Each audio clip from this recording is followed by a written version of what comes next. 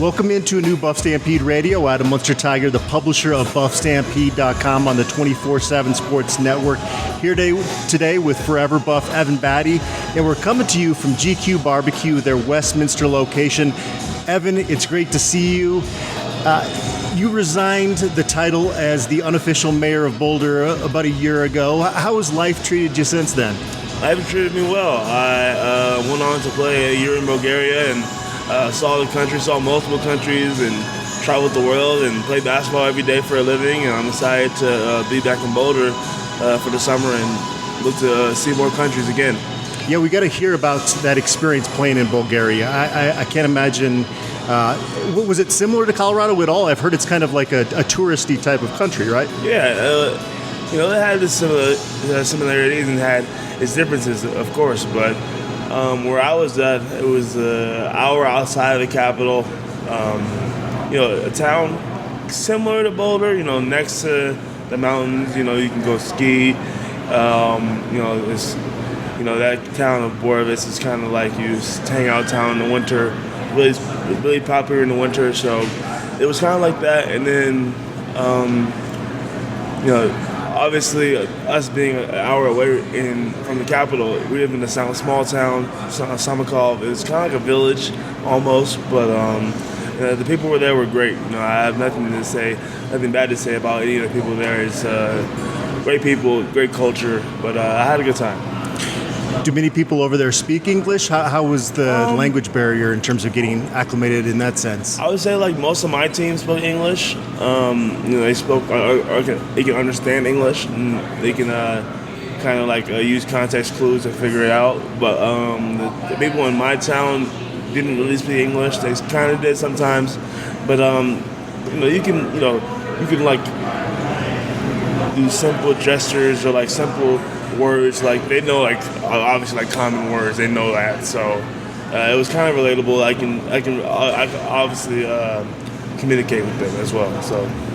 Well, you didn't need much of an introduction because anybody listening to Colorado Basketball Podcast knows all about Evan Battey, and there's been no player in the program's history that has been on the court for more wins with the Buffaloes than you, Evan. And you really wear your pride of being a Buff on your sleeve. Where did that passion come from? Is it just something that you built over time here in Colorado, or did you have it pretty much from the jump? I kind of always had it, honestly. Being from LA, it's a rich town of talent, and just kind of surviving in that, growing up, and so much talent in the area, so much different teams, different players are coming up as well, and battling every weekend with them, and really honing your skills and playing every day, and playing multiple games a day. Like sometimes I played 7 games in a day. Just kind of the desire to win, that drive to win, gets forged through that. All of that. Craziness of AAU is just, that desire to win is forced through that, and I think it just carries over to how I play. Awesome. And another thing we're going to spend some time talking about is the TBT, and that's one of the reasons that you're back here in Colorado as well. That's coming up here in a few weeks. What does the preparation look like as you and a bunch of other former Buffs get back together to play in the TBT? Yeah, so we're going to get back. The guys are going to get back in town on Friday, and we have a couple of days of practice, starting on Saturday. We have a couple of days of practice, and then we head out on Tuesday to fly to Dayton. And fly to Dayton and play the Minnemanaki in Purdue. So it's going to be a fun game, some fun time. Just being with the guys is the most important thing for me, because I haven't seen guys in so long. And that's going to be really good, just to be in the same area, in the same space. So I'm really looking forward to it, because not every day you can meet up with all your guys that you went to battle with, and because you're all different spots over the world. So it's I'm very fortunate and very grateful to be one of many guys to come back. Are there any guys on the TBT team that you didn't play with that you're looking forward to getting on the court with? Xavier Johnson was committed. Xavier Johnson was playing his last year, but I was committed. So he was I came in the year after him, so but I know him. He's from LA, so I know him. I was there. I took my visit, in the year he was there. So I loved it. I loved the visit. I loved the guys, and I obviously ended up committing. So and David Johnson, Shannon Sharp, Deuce. We call him Deuce, but him. Now, I know him too, just being from the same area, kind of in Southern Cali. I know him as well. And who else? Richard Roby, of course. Richard Roby is kind of like, he's old head now. He kind of hopes he's gonna be like a player coach. Almost. Okay. But he's the old head, but he can really play. He can really score it. So I'm looking forward to meeting with him, and because I know him pretty well. So just some of the guys that have been around that I'm looking forward to see. Today's episode is brought to us by Macaulay Capital Fractional CFO Services. Is your business looking for financial guidance and support but not yet big enough to hire a full-time CFO? Well, we have a solution for you. Hiring a fractional CFO who can work with your business on a part-time basis. You get the benefit of having a seasoned financial expert on your team without the commitment or expense of a full-time hire. And here's the best part. It's likely that a partnership with Macaulay Capital will be a win-win situation, meaning that your business will make more money from the guidance of a fractional CFO than the total cost of partnering with us. For more information or to set up a meeting, please visit MacaulayCapital.com. That's MCCAULEY Capital.com. Like I mentioned, we're here at GQ Barbecue at their Westminster location. Evan, we haven't gotten into the barbecue yet. We're going to order some food when we get off, when we're done with this interview. But big thanks to GQ for their hospitality, letting us record here. Again, they have a location in Westminster. There's a GQ in Lone Tree. There's another location in Lakewood. There's also a location at Folsom Field on game days, at Empower Field on game days as well. So what kind of barbecue do you like, Evan? Just like the regular, ribs, brisket. They have good ribs here, so we'll have to order some of those. Okay. Speaking of food, what's the go-to spot in Boulder when you come back in town? I honestly haven't been to a restaurant in Boulder yet. I don't feel like, but my spot was really usually the Rio. Okay. I would post it with the Rio, get some nachos, and chill out. So the grass-fed beef at the Rio is pretty awesome. Yeah. So that's probably my spot with my time in Boulder. Well, what about the great Boulder breakfast debate? Everybody always debates between Village Coffee Shop and the Buff. Where do you go there? I gotta go with the Village. Village, okay. Yeah. They gotta go with the Village. Shout out the Village, man. Tad and his staff love the Buff. They've taken recruits there for as long as I can remember. I'd imagine that was probably part of your recruiting trip when you came in?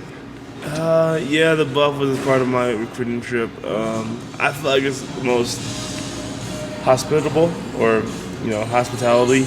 It's hard to cram a bunch of people into the Village. Into the Village. In the Village is kind of like, if you have 3 visits, 3 recruits on a visit, and you have your parents, it's kind of hard to sit in the Village opposed to the Buff, where you can just we always sit at the same table.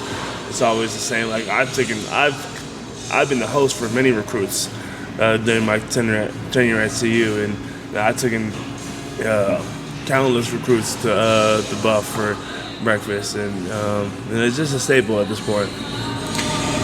If memory serves, you also took official visits to Miami and Purdue, was it? Yeah. As a high school recruit? Yeah. Was that kind of your final 3 then? Yeah, that was my final 3. I cut my list down to 3, and that was it.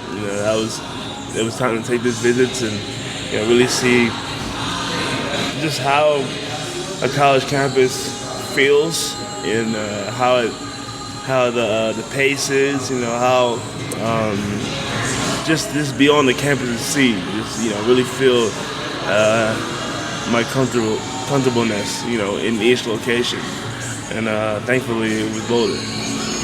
Do you remember the moment when it kind of clicked for you when you knew that that's where you wanted to commit? Yeah, so I took my Boulder visit first, so that was the first one out of 3, and I ended up loving it. My dad, my sister, and my mom were all here. and I just had a great time. I was on my visit with Deshaun Schwartz and Tyler Bay, and obviously they committed on the visit. So I remember the fans at the football game, they were like kind of pressuring me, like, "Hey, commit." But I know I'm a man of my word. I promised other coaches I would take a visit and see. I love the visit, so it was kind of hard to just even do that. I was like, oh, I'm so in love with the school in Colorado, and but like I said, man, my word. Take my Miami visit next, and the Miami visit. Miami was my favorite before I went to Miami. I'd say. So I have nothing wrong. I have nothing bad to say about Miami, the university, but just a preference thing for me. It's a really small school. It's about, I think, 10, 11,000 students, I remember, in the undergrad or something like that. And that was like, that felt really restrictive. Even though like it's probably not, that felt really restrictive. And I think I'm more of a big school personality. And that's more, it just, in Miami, I feel like I can get distracted easily. And I feel like I could,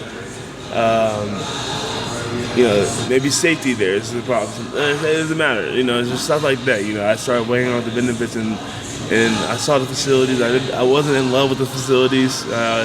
They were in a moment where they were, kind of renovating. So I wasn't in love with it because obviously they wasn't done renovating. And then, the head coach, Jen Larinaga, is the dopest. He's really, really cool. I have nothing but good things to say about him. But, fitting in with the roster, I thought I was good. But I just didn't like the location. And when I went to it, I thought I would, and I just didn't like it. And then the next weekend, I went to Purdue. I took my three visits back to back to back. Okay. Weekend by weekend by weekend. I was so tired at the airport after, but that's the end of the story. Next weekend, Purdue. Have nothing but good things to say about Purdue. World-class university, world-class basketball program, world-class coach, world-class, just everything. I loved it, but it didn't feel like home like Colorado did. That's pretty much the deciding factor. Colorado felt like home, and it is. Obviously it still is home because I'm resigning here in the off season. So the proof is in the pudding, I guess. Well, you had to show some patience in there with the eligibility ruling your last year of high school, and then having a redshirt coming in. Right. How frustrating was that before the health scare, just having to not be able to participate in actual games? No, it was frustrating. Just because I haven't played in a while, that was the most frustrating part. It wasn't any like envy towards, the dude who didn't allow me to play. He made the decision to not allow me to play. Or it wasn't both high school and NCAA, but it's. I love the game so much, and I love the competition, and to be without it for 2 years. Yeah, for 2 years was tough. But I didn't really, my mom always told me to not ask why me, don't be a victim almost, and I wasn't. And I made the best out of it, high school and college, being with my team, practicing every day, practicing hard, preparing them for what they were going to see, being a team guy. And, those team guys are important. It shows up, everywhere you go, every facet of the game, and every level you look at, that team chemistry and that team camaraderie is really important. And I think it's such an overlooked part of sports in general, of team sports. And, just having a collection of talent on paper doesn't really mean anything if they're not a team. And I just stuck it out with the team both years and waited my turn, really, and continue to progress and get better. So, yeah. And before we get to the good stuff, I'm sure it's not a fun memory to think back on, but going through the stroke and I mean, that's a big part of your story at CU.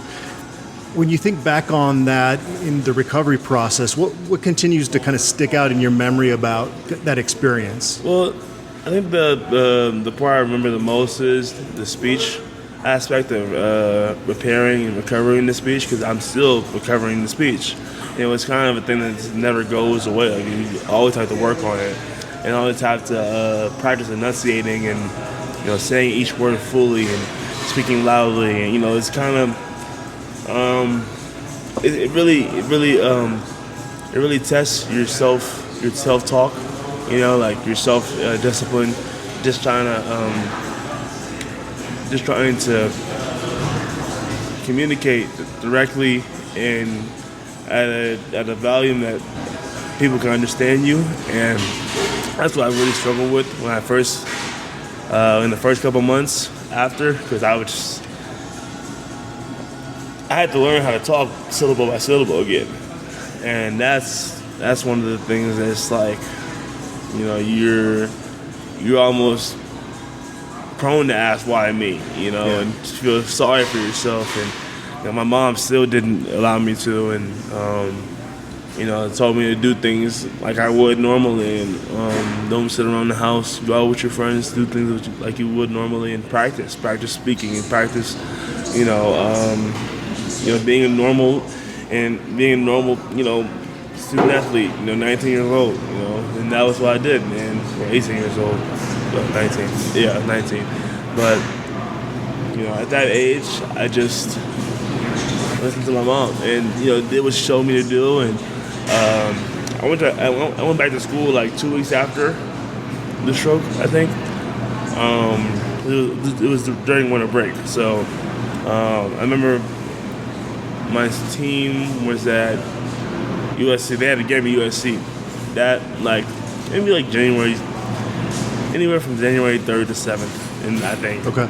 And Coach Bull obviously said stay home. I redshirted that year anyway, so I had a longer break. So I went home before them, and when I had my stroke, I obviously stayed home. And I went to their shoot around. I met them at the hotel. They stayed at the Palomar on Wilshire when they're in LA. And I met them at the hotel.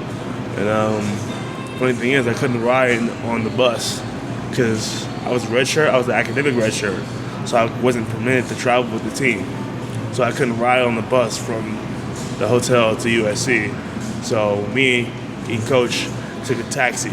Me and Coach took a taxi. I never forget. I love him so much for this. We took a taxi to shoot around. And, that's when he told me he would, honor my scholarship even if I didn't play basketball again. And, that meant the world to me, for real. And after that, went to USC. The guys were the guys knew I couldn't talk that well. So the guys were just wanted me around and just rally behind me. I was shooting the ball. I was, doing the other things I would have done, without the talking. But I was still trying to talk, and I was still, push myself, even with the mistakes. And, it ended up having to be a point where I was comfortable with my mistakes, and, realizing that everybody makes mistakes and everybody has their own, mistakes in this world. So getting comfortable with that allowed me to have the confidence to really talk again. And, they lost that game to USC. I think in overtime. That's when the rivalry started, per se. I think somebody got into it, and they threw Chimezi Metu a lob at the end of the game. Is that when Andy Edfield called the timeout when they were up big? Yeah. Okay. They called a timeout. They drew up a lob play and all that. So that was the starter. I think it's good though. I think the rivalry with USC is fun. Right. No, I think it is too. I wonder if it's the same nowadays. You feel like it's the same? From their staff for a while there, it definitely seemed clear that there was some animosity back and forth, which, again, I think that's one of the sad things when you look on the football side of CU. Yeah.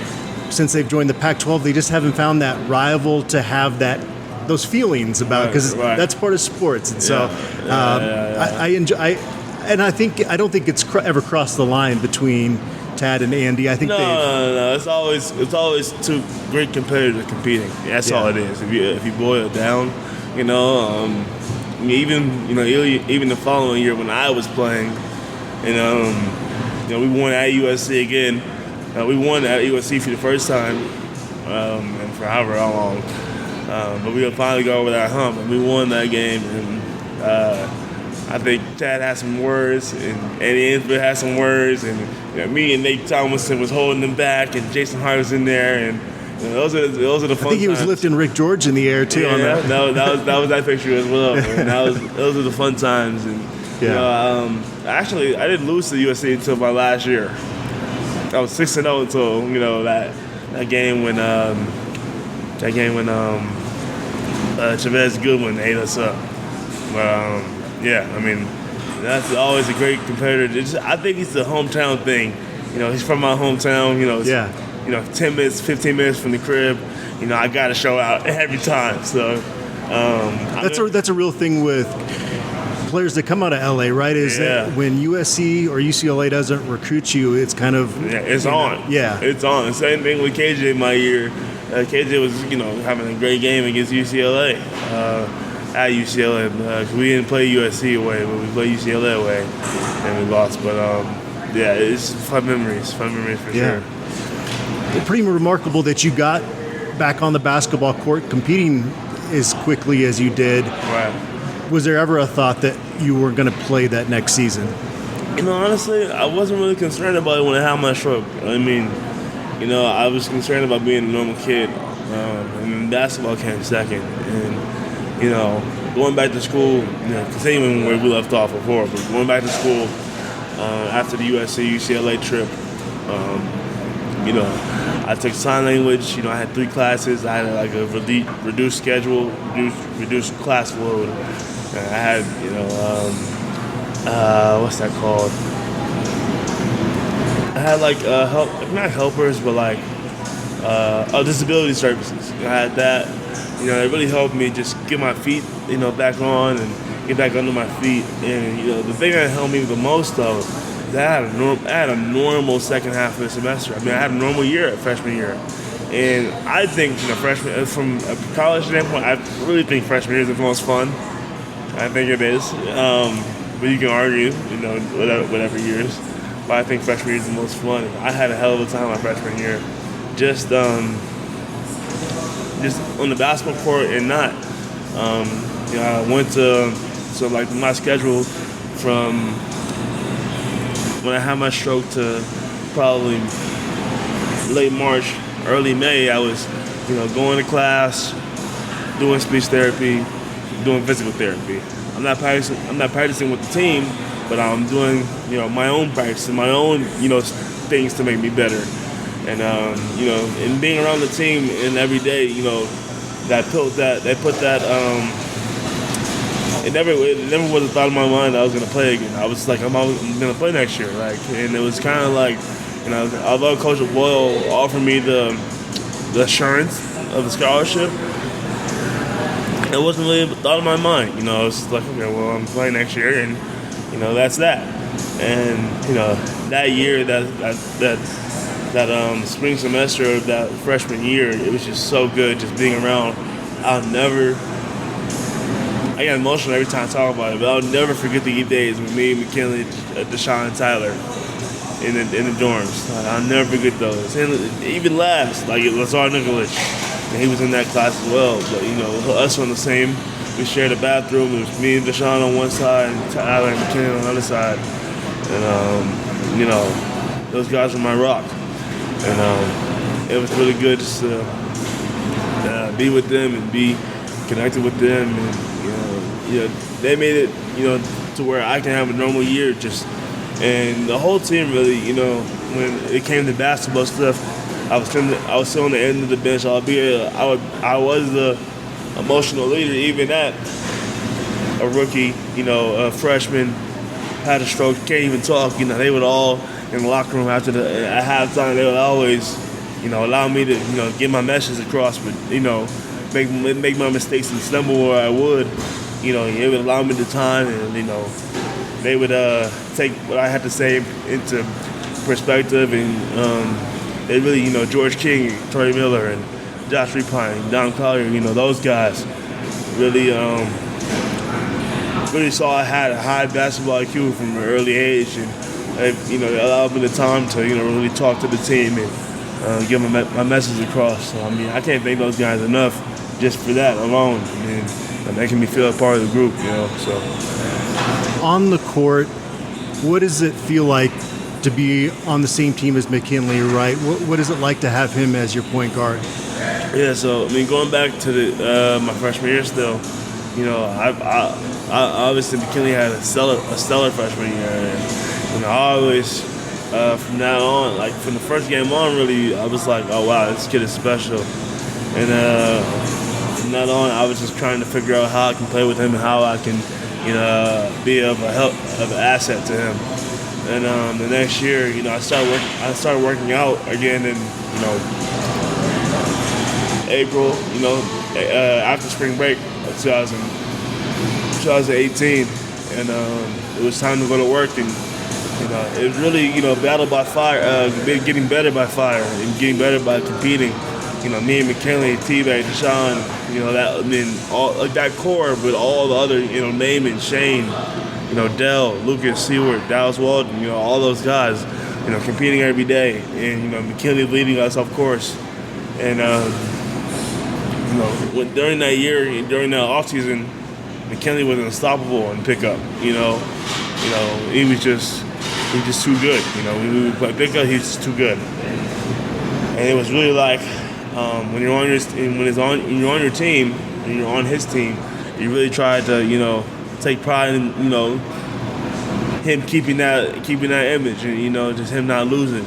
And then when you're against him, you want to just tear that down and really go at him and really say it was fun. And he's the ultimate competitor, and he's the type of dude where he's gonna score a little bit, but he really likes passing. He likes getting his guys involved, and that says a lot about him. He's really unselfish, and I can't speak highly enough of McKinley. Obviously, CU's all-time assist leader, and records are meant to be broken, but that's one I'd like to see stick around for a little while. I think he broke that assist by giving it to me as well. Okay. He passed me the ball, pick and roll, passed it to me. I finished it. I looked at him. I pointed at him. He pointed at me. So it was a good memory for sure. That's awesome. Obviously, won a lot of games, and you're finally going to get a chance to play in the NCAA tournament, and then COVID comes. Right. I know the end of that regular season didn't go all that well. You guys were kind of struggling, but it was pretty much you guys were a shoo-in for the tournament that year. Yeah. There's so much going on in the world. How do you get past that hurdle? I mean, you've already dealt with so much in your career, and that's one more thing you've got to overcome. Right. The thing I hated most about COVID is it did the thing. COVID accomplished the thing that I despise the most, which is being apart and being away from each other. And, it made it hard for the team to just stay real tight-knit, because I didn't see those guys for 3 months, the longest I've ever seen them, not seen them, you know what I'm saying? And I went home, obviously it was in March, and we didn't come back to school until like June, or, June, early mid-June. So, 3 months is a long time without seeing my teammates, and, the longest time I've been without seeing my teammates. And that was a hurdle for me to get over. Just working out, finding the gym time, just all those things that really restricted us from improving as a unit. And but I think we did a wonderful job all of doing what we could, you know what I'm saying, and doing what we could, and getting our work in when we can. And obviously next year we came back and we were a really good team. Yeah.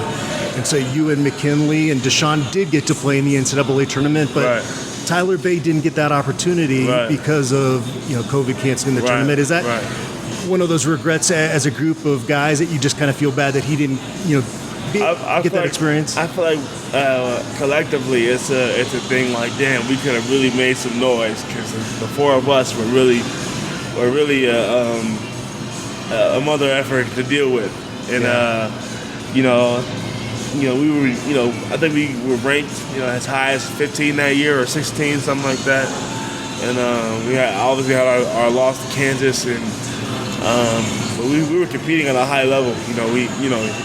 Playing Oregon tough. We split against Oregon, and McKinley and Peyton Pritchard having showdown after showdown. Them two went at it in their whole careers, and so that was really fun, and that was really the regret.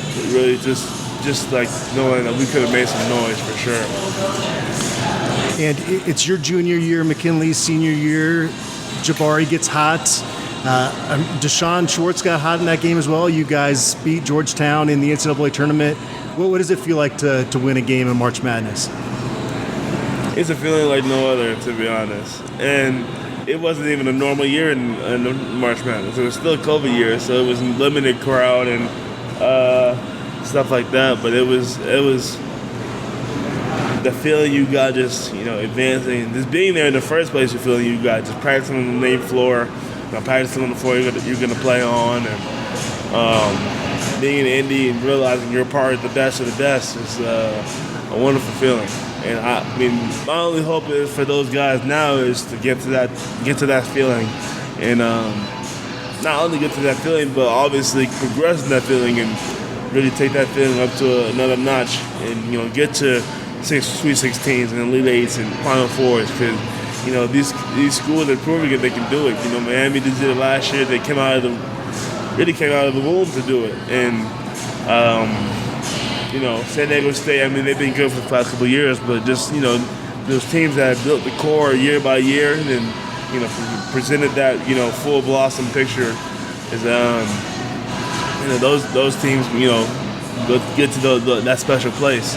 And I think that this team right now, CU, can really get to that special place, because Tristan and KJ and obviously Julian and all the guys, and Eddie Lincoln and Luke O'Brien, just all those guys. They got some talented freshmen coming in, some good sophomores that have been practicing all year for the CU team, but just redshirted, some two redshirted freshmen that are really good and really have a great work ethic. I think out of all my qualities that I would instill myself in, like I would describe myself, I feel like that was what I left on CU. That group, Tristan and my team, like Tristan, Julian, and even Tristan, Julian, KJ, and all them. There's ones that are still there from when I was there, because that year I was the lone fifth-year senior. I was a fifth-year senior, but I was really the lone head, like the lone old guy, and the work that I put in every day at CU that year was just, I'm so proud of that. That discipline. Even when I didn't want to do it, even when I didn't want to, lift, I didn't want to run. I didn't want to, I didn't want to do one in the back. I didn't want to go on the vertical climber. I didn't want to shoot when my legs are tired. That ability to just go anyway. And my manager, his name is CJ Armitage. Shout out CJ. He's just the best. I'm about to work out with him in like an hour and a half, or 2 hours. So he's the best manager, and he was just. I'm so grateful for him just allowing me the opportunity to share the court with him, and share conversations through basketball, and having real deep conversations about what life is about post basketball, and as you can tell, I get emotional when I talk about things I value. So where were we? I forgot where we were. No, that's great stuff. I wanted to ask you about senior night, because it felt like a script out of Hollywood. Yeah. Arizona comes in there ranked number 2 in the country. Right. One of the most beloved student athletes in program history, playing in final regular season home game. And guys go out there and it's back and forth and you pull away late in the game, I think win by 16 points. Right. And just the moment afterwards with the fans, it's hard to put in. What was that experience like living in those moments? That experience was once in a lifetime. You couldn't write it any better. And I had obviously my family in town, and I had some friends that I grew up with in town as well, and they ended up storming the court after as well. But when the seconds were counting down on the clock, on the game clock, and I was pointing over to the student section to come on out. Like, I don't care what the security says. Like, come on out. Like, let's go. And ultimately they came out and we just jumped and screamed and all that. And then later, probably 2 minutes later, I found my friends. I'm like, oh wow, you guys are here. So it was, and then obviously after the video with McKinley and all those guys, wishing me, a great career at CU, and congrats on my senior night, and all that I've been through and all that. That meant the world to me, and obviously I was already emotional. I'm emotional now just talking about it. But my speech was, the words couldn't be no more true. That I love this place. I love Boulder. I love the relationships and the times I had, and I don't know what I'm gonna. I don't know how much that I feel like Boulder, the people of Boulder realize that just as much as you love me, I love you, and that's really special to me. Yeah, I think the people do realize that, and that's why, like I said, you're one of the most beloved student athletes that's come through CU. Where did the nickname the Mayor come from? I don't know, because I've always given credit to Spencer. Like, he's the mayor. Like, and people were trying to say like governor and all that. Yeah. And I'm like, dude, whatever you want to do is fine. Like, and those people have different opinions, and that's where it all lies down to. Because some people think Spencer's the mayor. I do as well. I think Spencer's the mayor. Some people think I'm the mayor, but I'm like, okay, well, look, if you want to do that, then mayors can have different terms. So like, there you go. So you can both be mayors, and so I always pay it forward with Spencer. Though he's obviously like the mayor, and Spencer, he's a hell of a dude. Yeah, like you said, there's terms there, so I think you guys both served your terms, and you even made an awesome video on your way out of town to resign your position. Right, so. Right. When did you find out you were going to play in Bulgaria? How did that whole process come about? The overseas market is an interesting thing because, it's kind of like an agent reaches out to a team, or an agent reaches out to partner agency who reaches out to team and knows the area and knows who needs what. So it's kind of like that. The recruitment process can be long or it can be short. I know Deshaun has been signed to France since late June, maybe, or actually early June. He signed to France, and Dallas just signed to Israel just yesterday, 2 days ago. Okay. So I'm still looking to where I'm getting signed. I got a phone call from my agent tonight, but I'm still looking at where I'm going to get signed and where I'm going to play next year. But so yeah, that's kind of the recruitment process, and I didn't know where I was going until August last year. August, maybe like August 3rd or 2nd. So, it takes time, obviously, finding the right spot. But, so finding out August, and then got my documents ready to go overseas, in August, and that's when I went. You have to kind of go with the flow in a sense. Yep. As a competitor, how difficult is it to stay patient and not necessarily know what things are going to look like a few months down the road. Yeah, it's ultimately you just got to keep putting in your work and trust your work and trust what you've accomplished, and will get you in the door. But you have to accomplish better things. So that's really what it is for me. Just staying patient, continuing to lift. Like right now, I don't know where I'm going right now, but I have to lift with Steve in the morning. I'm working out at the university, at 4:30. So I mean, it's just like that, just staying patient and staying with your work, and doing what you controlling what you can control. Because you can't control where you go. You can't control, what contracts aren't coming. You just can control your workout, your wherever you want. So control what you can control. TBT is coming up. Is that kind of a nice distraction until you kind of figure out what's going to happen? Oh, for sure. I mean, I'm loving this summer. I wish it would slow down, but I'm loving it. TBT is the thing that I look forward to, and I look forward to seeing the guys, and look forward to just being around the guys. So, yeah. Do you guys get to practice a little bit with the current squad to get ready for that? We'll probably have like 1 or 2 days of practice with the current squad because most of them aren't here. KJ's home, Tristan's home, Devon Hadley's home, Eddie Lincoln is home, RJ is home. So like the dudes are home, so not the whole team is here. The guys that are around, some collection of other players from around the area will certainly scrimmage them, for sure. You mentioned Addy Lampkin. He's a big guy that likes to set screens and play down in the paint. A little bit of a different player than you were, but do you see some similarities in his game? Yeah, I see some similarities to my early years in Colorado.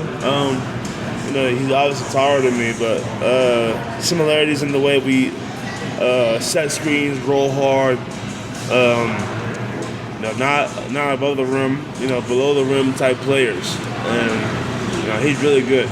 We played a pickup one day, and he was giving it to me sometimes, and he's really good. And he's a hell of a player, and I think he's going to be that emotional leader as well that CU needs because. Tristan's kind of a quieter dude. KJ can be a quieter dude sometimes. He's really not a quiet dude. He can be. So Eddie's always going to be saying what he wants and say what he thinks, and always makes his presence felt. I think that's what they need. So Cody Williams has generated a lot of hype, ranked number 4 among all prospects in his class. He doesn't seem to have the ego of, a McDonald's All-American, a 5-star guy. No. Have you had a chance to interact with him much? Oh, for sure. I feel like just before he left the USA, and then after he came back from the USA, these last couple of weeks, we've been talking a lot, and we've been kicking it in the locker room and everything. He's the most grounded. He's really the most grounded 5-star athlete I've ever met. He's just, you can tell he's a little bit different, just in his ability. You can tell he walks a little bit different. He above the rim type dude, but he's just the most grounded player and grounded dude, and everybody has nothing but great things to say about him, and he's gonna be so good for the university, and just no matter how long he stays, so yeah. I've heard some good things about RJ Smith. Are there any young guys in the program you're kind of excited to see how they step up this coming season? I'm excited for just the whole. I'm excited for RJ, of course, Cody, Joe, Herbert. I think he can, make some. He can really shoot it. He can really shoot it. He can't shoot as good as me, but he can shoot it. And he can put it on the floor. He can defend multiple positions. I mean, he's going to be really good. I think he is going to be that next step for him is going to be getting on the court, obviously, but really getting some good minutes and competing. A lot of kids, they just miss the competing part of it. Just always competing and always, fighting to the last second. That's the part that I think he can grow and really compete. When you were at CU, we saw you at all the home football games.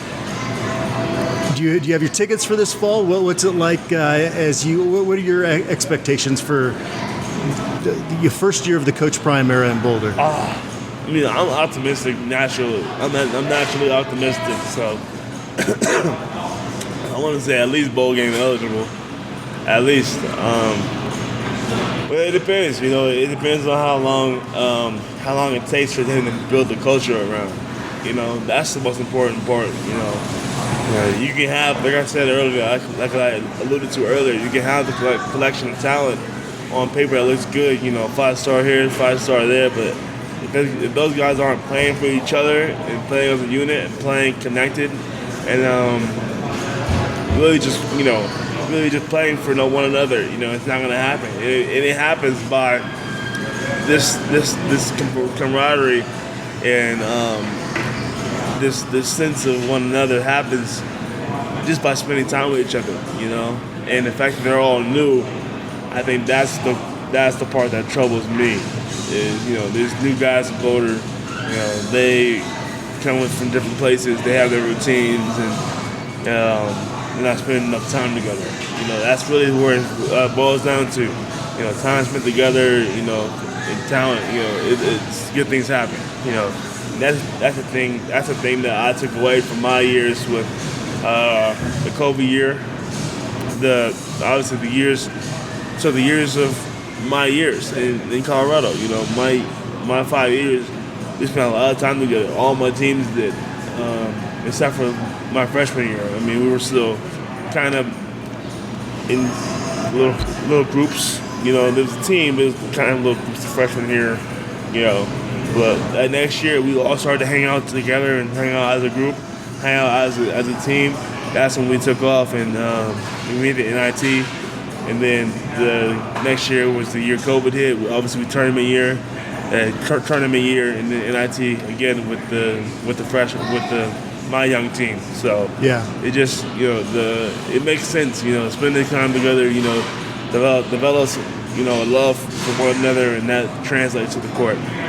It's just crazy that Coach Prime has brought so many eyeballs down upon Boulder and CU, and to just be walking around in TVs on national TV, and they're talking about CU. You just didn't see that before. No. It's crazy. I think it's great. I think it's great. I mean, no matter what his record is this year, I think that alone is great. Just getting the talk and the buzz about CU. Because it's a special place, and I think it needs more attention.